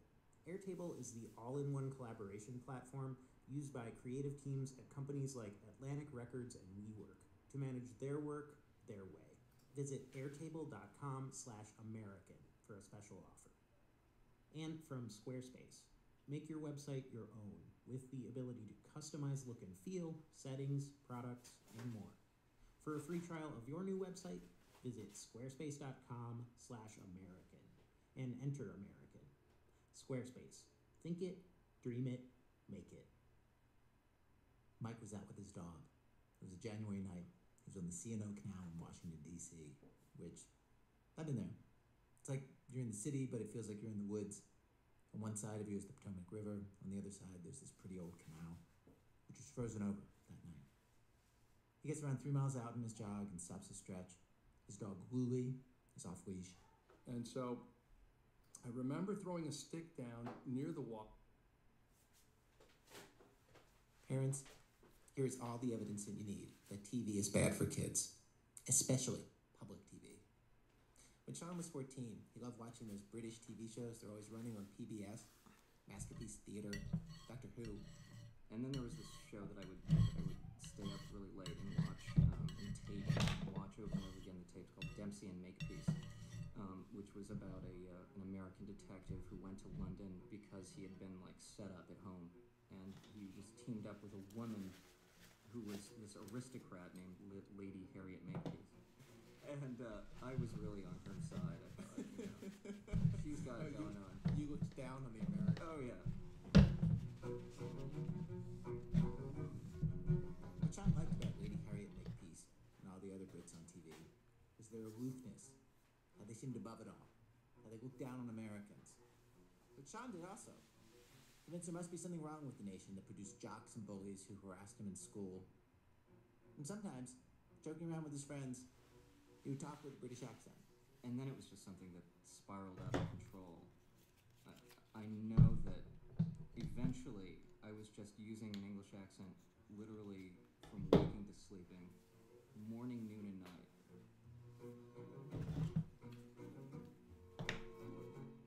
Sean spoke with a British accent from the time he was 14 until he was 16. And at some point, his mom thought, maybe I need to do something about this. And took him to see a psychiatrist. He was just really, he must, I don't know, the different schools of psychology, but he was really very confrontive. And he was like, well, you've got to stop doing this, he says, because you're not British, And my mom just sort of sat over next to me, and she sort of, to agree with him and sort of help him in showing me this. Sean was furious. He had an impulse to lecture the guy on how, in fact, he was British. And the only problem with that was that A, he knew very well that he was not, and B, his mom was sitting right there. She was sure to contradict him. He didn't know what to do. The situation seemed impossible. Because that's what I was thinking. Like, there has to be a way that I can be British still. There must be a way that this is true somehow. Yeah, exactly. One day on a radio program, stories of people who tell a lie, and they get to the point where they believe the lie more than anybody else does. It feels like it must be true. Happens all the time. I gotta say, we are not even going to get into what happens with political figures in this show, kidding themselves about the facts of things. Today we have stories of civilians, people like you and me, basically pulling hoaxes on ourselves. In WBZ Chicago, it's This American Life. I'm Ira Glass. Like one of our program today, The Sun Never Sets on the Moosewood Restaurant, in which two young men, both from small towns, try on new identities, false identities, and what they have to do to keep the lies going. Act 2, Conning the Con Man. Nancy Updike reports on a federal sting operation and how it caught con men by setting up a con of its own. Act 3, Oedipus Hex. The little kid tries to get rid of his own father with a very, very unlikely plan. Stay with us. Act 1, The Sun Never Sets in the Moosewood Restaurant. So this is the story of two young people who, for a period in their lives, in their search to figure out who they were, pretended to be people who they were not. We're going to hear from Sean Cole and from Joe Lovell. We're going to start with Sean. Today's show is a rerun. This was recorded years ago. These days, Sean is a producer here at our show. Sean grew up in a small town in Massachusetts, a town that was approximately 3,350 miles from London. It was second nature. It was first nature. It was, to this day I have trouble saying, oh, I faked an accent for 2 years. I mean, I had an accent for 2 years. Sean, could I just ask you to take a deep breath and describe for me what you had for lunch today, or perhaps for breakfast this morning, in as close to the accent that you can. As close as I can? Yeah. Okay, I'm going to take a sip of water here.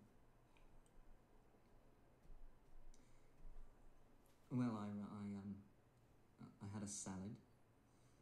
I had it at the Boston House of Pancakes, or pizza, rather. What was the beverage? It was a Snapple, just lemon flavoured. I don't really like the peach.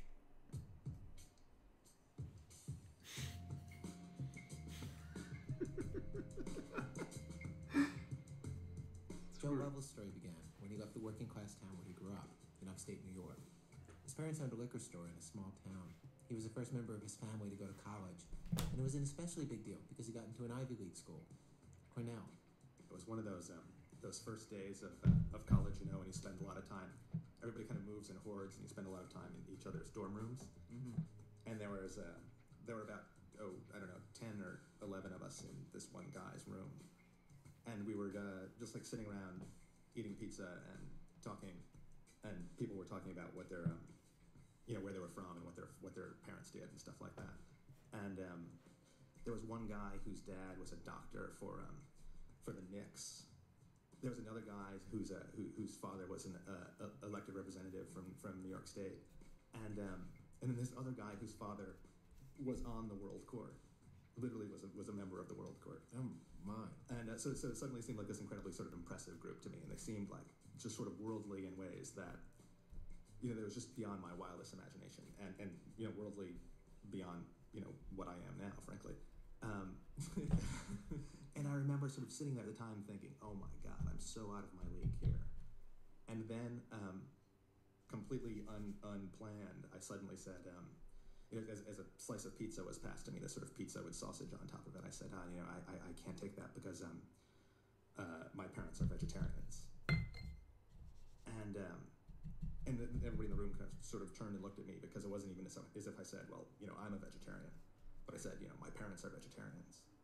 And there's a sort of puzzled look on everybody in the room. And I said, well, you know, and I am too. You know, I've never eaten meat. And I'm not entirely, well, I mean, I have some ideas now about why I said that. But at the time, I had no idea what I was saying. It was like, you know, suddenly I'd become possessed. And I had to think of something to say about myself that seemed interesting. And vegetarianism was the thing that I chose.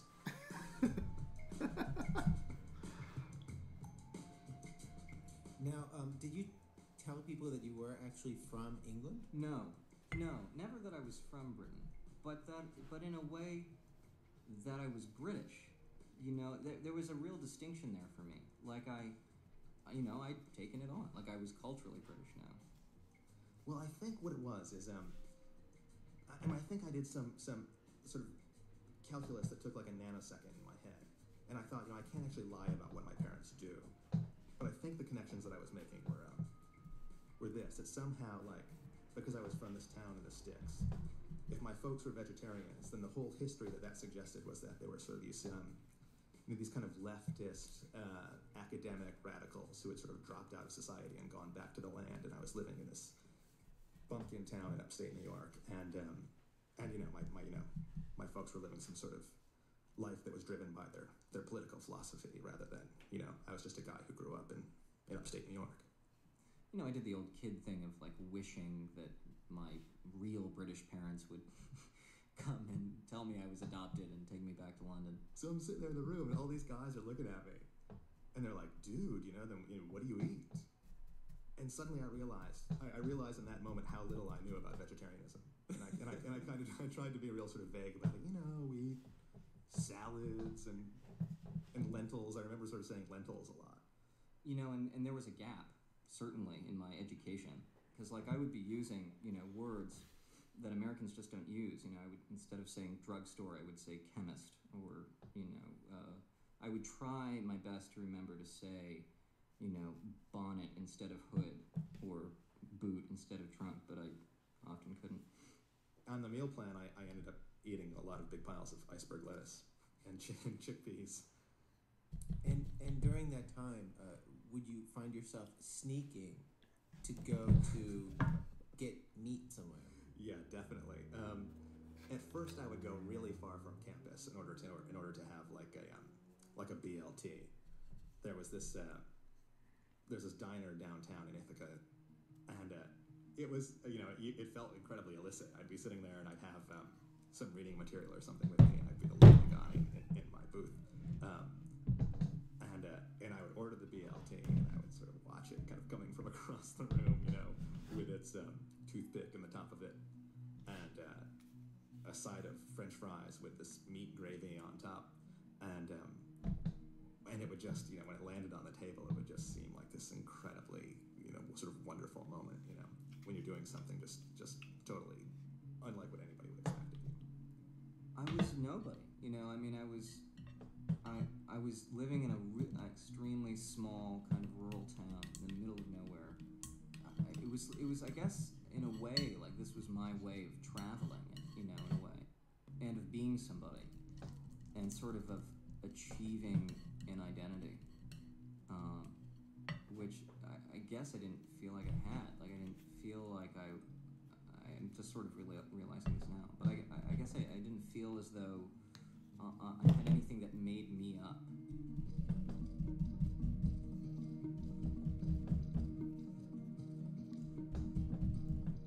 I mean, what I realized fairly quickly is that if this is going to be believable, I actually have to, I have to believe in it. But I also began to not only believe, but really sort of take on as my persona all of the stuff that I imagined was associated with vegetarianism. So, Like what? well, certain political convictions and ways of dress. I wore ripped jeans and I wore combat boots, but I also wore like a kind of stage jacket that you would see, in a community theater production of Hamlet. Yeah, I bought sandals. I very specifically remember going down to this thrift store in downtown Ithaca and buying a pair of fatigue shorts, which just seemed like, I might as well have been Che Guevara at that point. As far as I was concerned, I was a dangerous leftist. Did you at any point during this find yourself in the following argument, where you would say, I've never had a hamburger, and somebody would insist, oh, you must have had meat at some point, and then you had to argue your side? Yeah, definitely. It wasn't pretty. And of course, I had grown up. I mean, just to put this in context for a second, if you don't mind. I mean, not only had I had hundreds of hamburgers and gone to the McDonald's drive-thru hundreds of times, but the counterpoint situation that I always think about when I remember this time is that when I was a senior in high school, my family, for sort of time-saving reasons, decided that a great thing to do would be to go to Arby's roast beef. I don't know if you have those out in Chicago. I think they're countrywide. So my dad and I would go to Arby's on, say, like a Thursday afternoon or something, or after I got out of school, and we would go in there and we would buy 48 Arby's roast beef sandwiches. And they would put them in this cardboard box, and we would bring home this giant box full of those tinfoil covered Arby's roast beef sandwiches, and we would stuff them in our in our freezer. We would freeze the Arby's roast beef sandwiches, and then we would have them there. Buns and all? Buns and all, yeah. And so we would have them there as ready-made snacks whenever we went well. I mean, that's the kind of meat eating that my family was engaged in.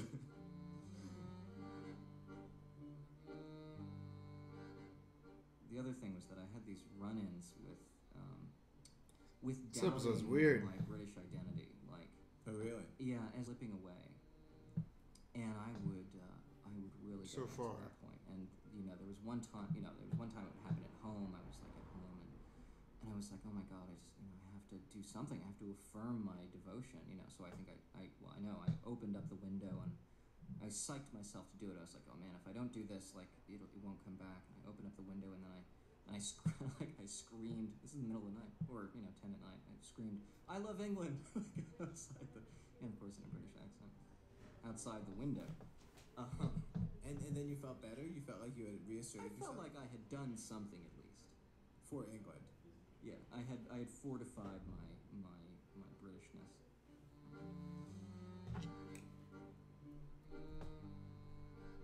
I would find myself in these conversations where people were saying, you've never had a McDonald's hamburger? What kind of American, 18-year-old American, has never had a hamburger from McDonald's? Quite a legitimate question.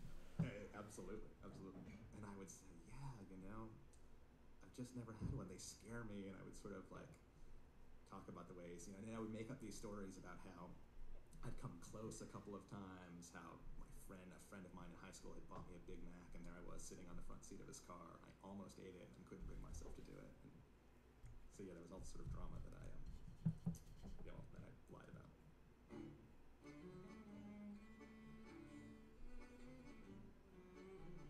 My mom and dad came down to visit for Parents' Weekend, and they were really proud that I was going there, and really excited to come down. And they came down to visit. And really proud because you were the first generation to go to college. You Right. went into this Ivy League school. It was a big deal. Right, exactly. And so they drove down from Camillus, which is about between an hour and a half. They came down, and in that week leading up to Parents' Weekend, everybody's talking about their parents coming, and everybody's making reservations at restaurants, where to eat on Saturday night, and everybody's sort of planning on taking their parents to the football game on Saturday during the day. And it suddenly occurred to me, this real sort of panic set in, that that my parents would come down and we would go to a football game, and my dad would buy a hot dog, and and somebody like across the field would see Mr. Lovell eating a hot dog, and and then of course the cat would be out of the bag.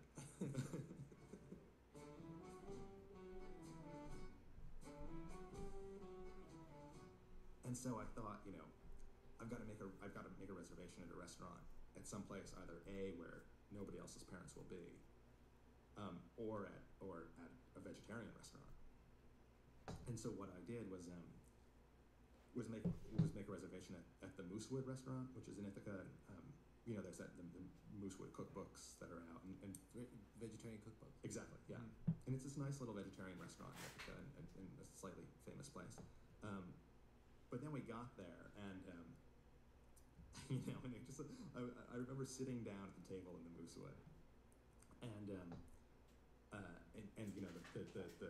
the bowls are these kind of carved wooden bowls, and everything about it feels like a vegetarian restaurant. And not just a vegetarian restaurant, but kind of a cartoon of a vegetarian restaurant. Exactly, Yeah. exactly. And and I was looking at my parents across the table, and they were sort of dressed up, and they were excited to be coming down, and and I could tell like my dad was sitting there and sort of perusing the menu and thinking, well, maybe this lentil salad will be good, or whatever. And I could tell he was sitting there thinking, geez, I just drove an hour and a half. All I want is a steak and a baked potato and a beer, and then I was bringing them here, but they were so game about it. They were sort of willing to go along with it because for some reason they thought I really wanted to bring them there. And I just thought, geez, these people, my parents, have really like given up a lot for me to come there. Financially, they were really stretching themselves, and we were taking out all sorts of loans. All of those things that people do in order to go to college. Yeah. And they never complained once about doing it. And they just wanted to come down and see me there and feel proud that I was there. And I was sort of hiding them out in this vegetarian restaurant. I felt so bad about it afterwards.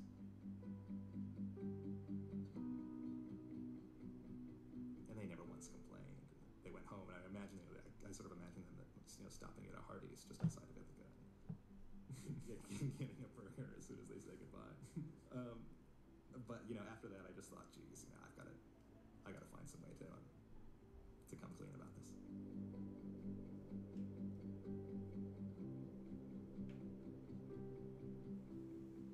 Is it okay if your child decides to express themselves in an alternate personality for a period of 2 years? I think it's funny, I never thought I would say this, but I think there's nothing wrong with that. I never thought I would say it because I wish that I hadn't done it now.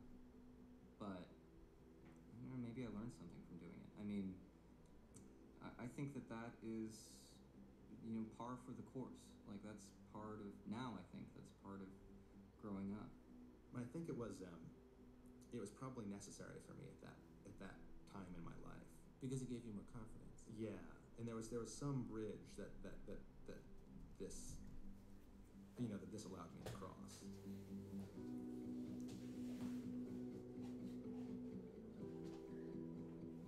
Joe Lovell and Sean Cole Joe Lovell is the executive editor of a podcast company called Pineapple Street Media.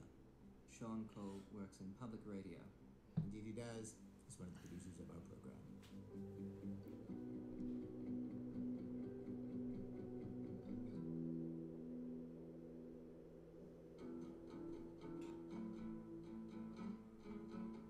That piece of meat on your plate, buying was murder, eating is right. Think about your act makes me feel under the weather. Bet you wouldn't care if it came out in feathers. Bet you wouldn't care if it came out in feathers. You're such a psycho. Head to conning the con men. The American legal system, for the most part, does not uphold the principle of eye for an eye.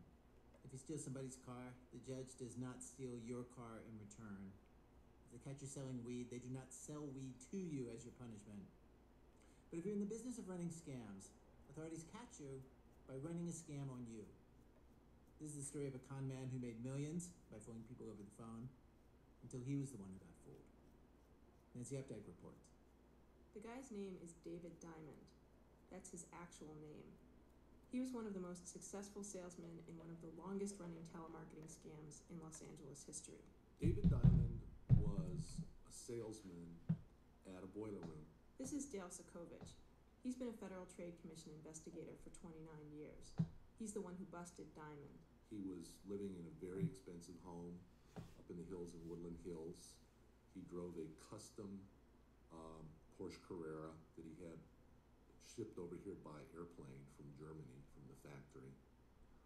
They lived very high on the hog.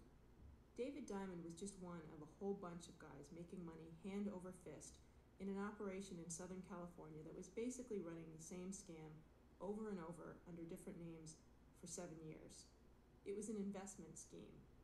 Give us your money and we'll put it into this great 900 number business, or this online shopping network, or this hot new internet service provider. Needless to say, no one ever made a dime, except the people running the scam, who cleared $40 million. Since Diamond was one of the operation's top salesmen, he made $2 million in commissions in just 4 years on the job. He got 30% of whatever he talked a person into investing. That means he personally conned people out of more than $6 million. The FTC caught Diamond and the others in the operation essentially by conning the con men. They had volunteers pose as dupes and record their phone calls. Because the FTC brought a case against the operation Diamond worked in, some of those recordings are now part of the public record. I got Dale Sokovich to listen to the tapes with me and talk about David Diamond and the FBI volunteer who caught him.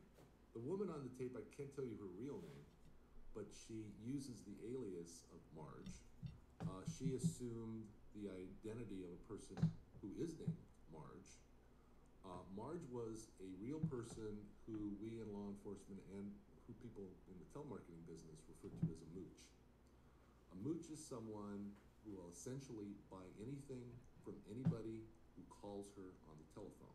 And in fact, she did over a number of years. She spent hundreds of thousands of dollars. The real Marge. The real Marge spent hundreds of thousands of dollars on bogus prize promotions, investments, gold coins, you name it. So the FBI went to Marge and said, we really think that we need to take your telephone number away from you because it's being used to ruin your life. So once Marge agreed to that, her telephone number was installed in the home of an FBI volunteer. And that volunteer, every time that phone line rang, the Marge line, that volunteer would pick up that telephone and answer it and pose as Marge. Marge? Yes. It's David Diamond. How are you? Oh, I'm okay. It's kind of warm here. Yeah? I sent you off a video and a package. Yes, I have it. Okay. The video is with regard to Mark Erickson. Uh-huh. Mark Erickson is the person who is heading up the program. Yes. And he is very successful in taking upstart companies and making them successful. You've probably heard of hard copy. He's the original producer of Hard Copy. I've heard of it, yes. Okay. You're smiling as you listen to this. What are you smiling about? Well, I'm smiling because it's been a while since I've heard Marge, and she sounds so old and so fragile and such an easy mark. When in fact, she's this sharp FBI informant. She doesn't look as old as she sounds. Trust me. So that's one aspect of it. The other aspect is this whole Mark Erickson thing. Yeah, is he a real person? Mark Erickson is a real person. He was named in our lawsuit. And was he an original producer of Hard Copy? No, he was a segment producer and on the air order for Hard Copy for a brief period of time. And I mean, is this sort of typical of the cons in the tapes that you've heard that they'll try to associate what they're selling with a legitimate business or organization or television show, something that people have heard of? Exactly. They want to make this, something people can relate to. Here's the thing. You have to invest everything you've got, or do nothing at all. And I'll say that again. You should invest everything you have. You should transfer all of your investments into this program, or do nothing. It doesn't make sense to do just a little bit. You should think about doing $1 million in this program.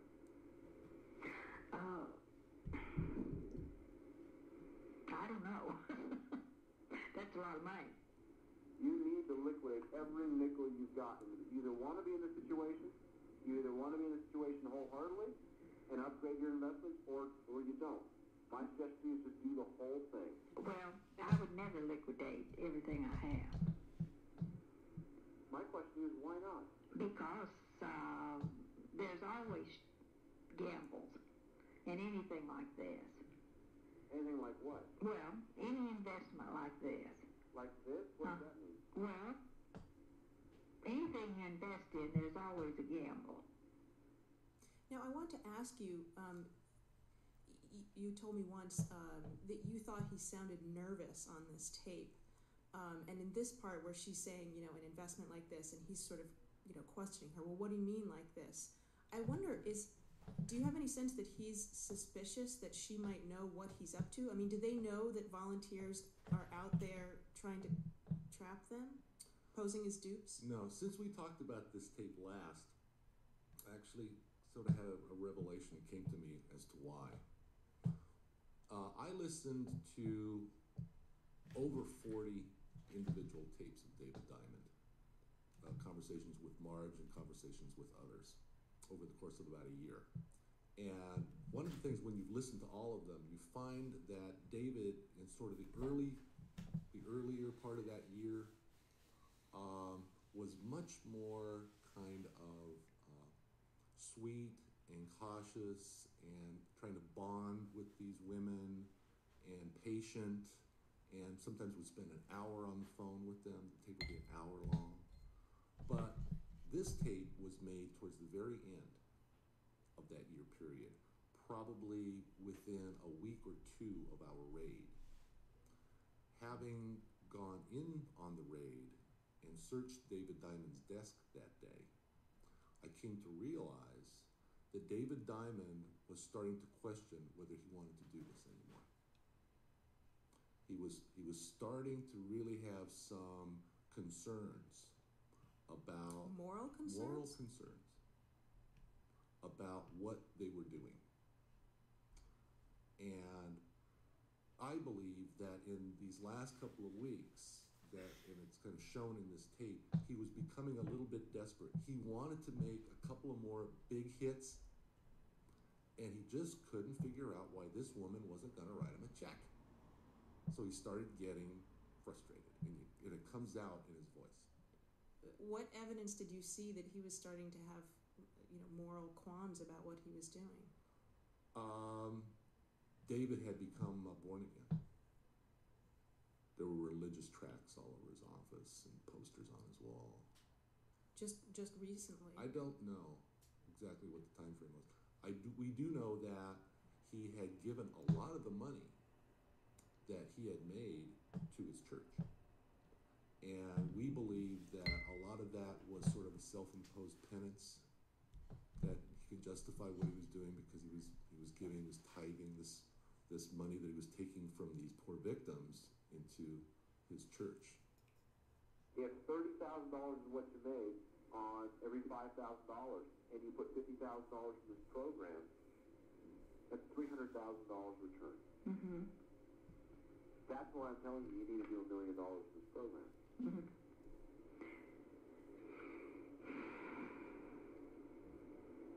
I don't know. I would never put that much in any program. Do you have an obligation to yourself as an investor to make the most amount of money possible? Well, you know, at my age, it's really not that, what do I want to say? I have enough to live on for the rest of my life. I understand. But is it still in your best interest to make the most amount of money possible if you can find to do it as safely as possible? It's my obligation not to lose what I have. Correct. But it's also your obligation to keep your money working for Right. you. Otherwise, Right. what's the point? When I heard this part of the tape, even though I knew that that this particular woman, was not getting conned, that she was in fact conning him and trapping him, I started to get so angry because I was thinking, you know, he is really trying to take all of this old woman's money, all of it. She's saying, I have enough to live on. He's saying, you have an obligation to make more. Do you ever hear things like that and just get angry, even though you know that she's sort of in on the con, on the joke? Every time I hear these pitches, I'm outraged. Because I am the person that spoke to people who really did send David Diamond tens of thousands of dollars that consisted of their life savings and now don't have any money to even buy groceries. I've interviewed them. I've seen them sob. Yeah, it makes me very angry. And what sort of recourse do they have? Slim and none. Slim and none. We have public companies that want to take you public. Mm-hmm. So if you've got a public company that's passed judgment on, it's not even me talking anymore. If Mark Erickson wants to do business with you, it's not even me talking anymore. Mm-hmm. You have the ability to make an absolute fortune. Mm-hmm. And it doesn't make sense not to have every nickel you've got in this particular program. That's why I said it's an emergency investment situation, and you should do at least 50 to 100, 150 units while you have the opportunity. Mm-hmm. Well, how much are you investing in this? I'm not investing anything in this. Uh-huh. My investment comes from the time that I put with my clients. Yes. Right. Mm-hmm. And the fact that when they make money, they reinvest with me. Right. Uh-huh. That's the whole point. Uh-huh. You were smiling again. When she said, you know, how much are you investing? I mean, is she just screwing around with him? Of course she's playing with it. I mean, she's trained to ask him those kinds of questions so that he responds with a misrepresentation. But that doesn't sound like it's part of the script. That just sounds like her being mean in sort of a sort of a delicious way. Well, no, I think what we were trying to do, or her handler was trying to do, was get him to say, "Oh yeah, I'm in it, and I've got my mother and my grandmother in it, and I'm putting away money for my child's education with it," because then we could show later that he hadn't.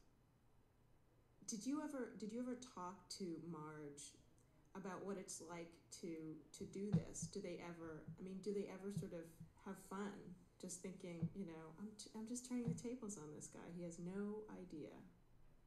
I can't. I wish I could answer the question. I've never spoken to them. I'd love to get the answer to that myself. I'd like to ask that question myself. I think they get a lot of personal satisfaction. How often do you get a chance to catch a bad guy as just a regular civilian? Yeah, exactly. You know, I do it too. I tape people using an alias in cases that I work. And is it fun? I love it. I love to get these people to tell me stuff. It's you know, it's like acting. There's a rush.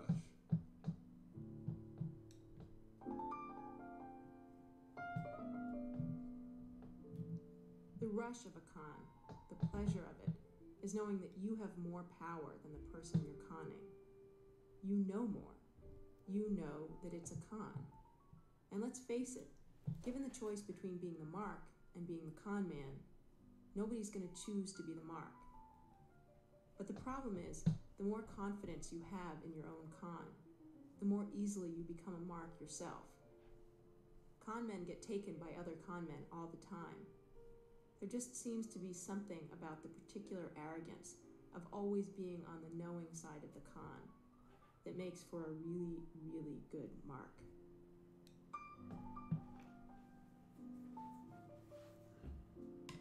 Nancy Updike is one of the producers of our program. In the years since we first broadcast this episode, today's show is a rerun. Dale Sekovich, the FTC investigator who busted David Diamond, has died. Coming up, a child tries to fix his own family by harnessing the most powerful force that exists anywhere. That's in a minute on Chicago Public Radio when our program continues. This is American Life from Ira Glass. Each week in our program, of course, we choose a theme, bring you a variety of different kinds of stories on that theme. Today's show, Hoaxing Yourself. Stories of people who are fooling themselves. Sometimes that is a side effect of trying to fool others. Sometimes they just don't know better. Hopes and beliefs in something that is simply not true at all. We've arrived at Act 3 of our show, Act 3, Oedipus Hex. Shalom Auslander tells a story which happened to him when he was a boy in one of those ultra-Orthodox Jewish religious schools called yeshivas. I warn you listeners that although this story is about a little boy, in the story the dad is not so nice to his kids, which might not be a thing that little kids will enjoy hearing at all. So, take that under advisement. Here's Shalom. Rabbi Breyer walked into our third grade classroom, hung up his long black coat, took off his big black hat, and handed each student a small black booklet entitled The Guide to Blessings. We had 1 week, he told us, to prepare for the annual Yeshiva of Spring Valley Blessing Bee. My heart leapt. This was just what my mother needed. The Blessing Bee would make her forget all the troubles of our home. To have a son who's a Talmud Chacham, a wise student, that was the ultimate. Her brother was a respected rabbi, and if her husband couldn't be one, well, maybe her son could be.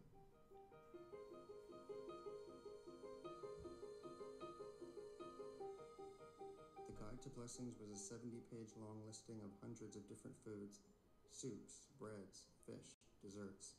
I flipped through it, slowly realizing the size of the challenge that lay ahead.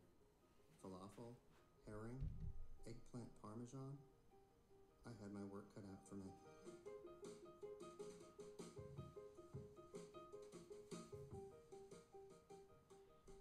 Friday afternoons, the yeshiva closed early so that we could all rush home to help our parents prepare for Shabbos, the Sabbath.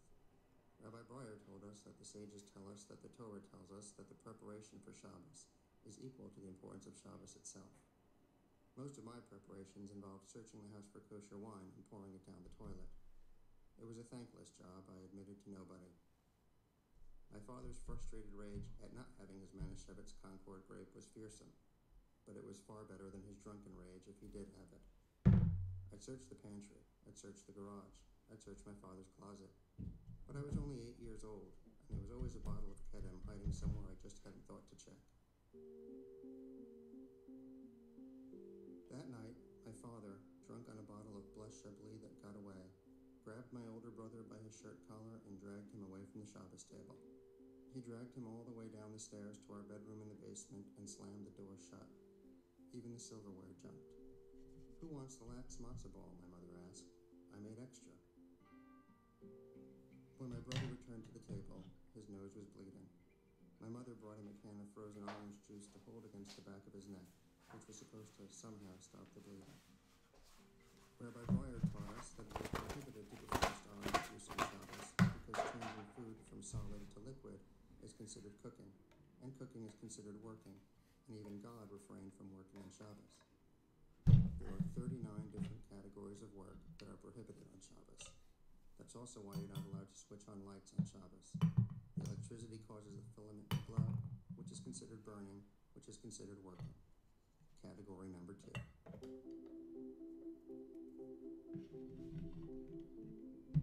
My father came back to the table and drunkenly sang a few Shabbos songs, fudging the words and banging heavily on the table with his fist. I sat hunched over, absent-mindedly drawing circles on the condensation that had formed on a silver water pitcher. My father slapped my hand. "Shabbos," he shouted, writing category number 5. Eventually, he stumbled off to his bedroom and fell asleep, snoring loudly. We sat in the dining room and picked glumly at our food.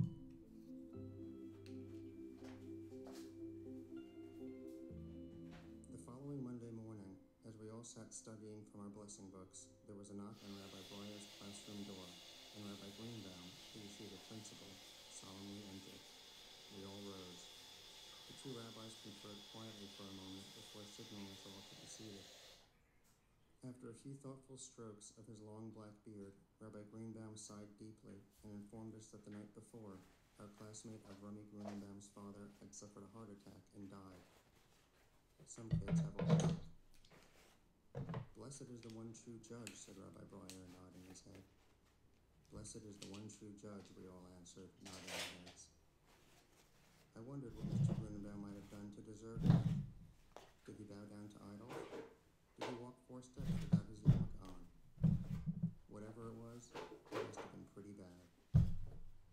As Rabbi Greenbaum turned to leave, he paused, and with a stern shake of his finger, reminded us all that the sages tell us, that the Torah tells us, that until the age of 13, all of a boy's sins are ascribed to his father. I turned to look at Avrami's empty chair. Avrami was a chubby kid with heavy orthodontia and foul breath, but a sudden respect for him grew inside me. I wondered what he might have done to cause his father's death. Whatever it was, it must have been pretty bad. Scowling fiercely, Rabbi Greenbaum advised each and every one of us to pray to Hashem, the Holy One, blessed be He, for forgiveness, so that He wouldn't kill our fathers too. My heart leapt. "Blessed is Hashem," he said. "Blessed is Hashem," we answered. Blessed is Hashem was right. All of a sudden, there were 2 ways I could save my family. I could win the blessing due for my mother, or I could sin so much, Hashem would have to kill my father. Courageous Avrami Grunenbaum. Maybe one Shabbos night he had switched on a light. Maybe he drank milk after eating meat. Maybe he touched himself. That night, just before bed, I ate a drumstick, washed it down with some milk, touched myself, and flicked the bedroom light on and off.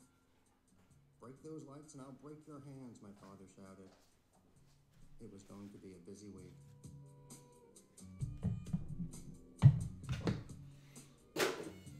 The blessing bee worked the same way as a spelling bee. There are 6 basic blessings on food. Motzi, the blessing for bread. Mizonos, the blessing for wheat. Geffen, the blessing for wine or grape juice. Ha'etz, the blessing for things that grow from trees. Ha'dema, the blessing for things that grow from the earth. And Shehakol, the blessing for everything else. Bagel, hamotzi. Oatmeal, mizonos. Gefilte fish, Shehakol, the blessing for everything else. But that was the easy part. Things became much more complicated when you started combining foods. Some foods are superior to other foods, and in combination with subordinate foods, the superior food gets the blessing. To make matters worse, some blessings are superior to other blessings, and you had to know which blessing to recite first. This is where they separated the men from the goys. Spaghetti and meatballs, mizonos, the wheat blessing, then Shehakol, the everything else blessing. Cereal with milk, Shehakol for the milk, then mizonos for the wheat and the cereal. Twix, the chocolate candy with the cookie crunch? Trick question. Twix isn't kosher. I spent the next week sinning and blessing and sinning, alternately praising God and then defying Him as much as one 8-year-old possibly could. Monday morning, I stuffed myself. I had a bowl of Fruity Pebbles, mizonos, a slice of toast, hamotzi, a glass of juice, Shehakol, an apple, eggs, and a couple of little French fries I found at the bottom of the fridge. One meal, 5 blessings. Tuesday, I touched myself. I also partook of bread without first ceremoniously washing my hands. And that evening, before going to sleep, I sat on the edge of my bed and carefully recited